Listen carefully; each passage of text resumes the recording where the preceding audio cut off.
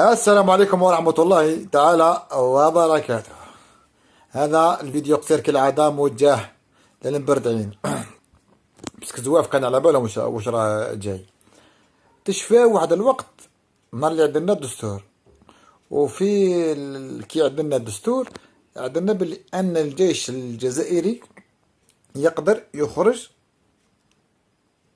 خارج الحدود الجزائرية. في هذاك الوقت ناضت كلاب فرنسا تنابح، هم على بالهم وراهي رايحه ميل مبردع، ما على بالوش يتبع باك.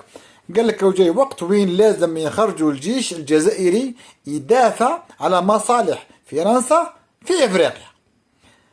يا كلاب، هاي خلاص المده اللي عطاتها فرنسا للنيجر خلصت، سي بون. وراه الجيش تاعنا اللي يخرج. الجيش تاعنا صح يخرج، بصح في مصالحه ومصالح المنطقة. هيا وراه الجيش تاعنا ما خرجش، ما خرجش. الجيش الجزائري ما خرجش. كيما قلتو ثاني رايحين يقريكم الأمازيغي، ما قريناهاش. تحوسوا نتوما، تحوسوا ديروا البلبلة وتنوضوا الشعب ضد النظام تاعو. ثم في الأخير حابين الشعب يصطدم مع الجيش. هذا هي. وحنا الجيش شعب خاوة خاوة، اللي راهم في الجيش هذو خاوتنا وابائنا وابنائنا، بالتوفيق للجيش الوطني الشعبي. نعاود نذكركم، الجيش تاعنا او ما خرجش ليحمي مصالح فرنسا. هنا وش تعني؟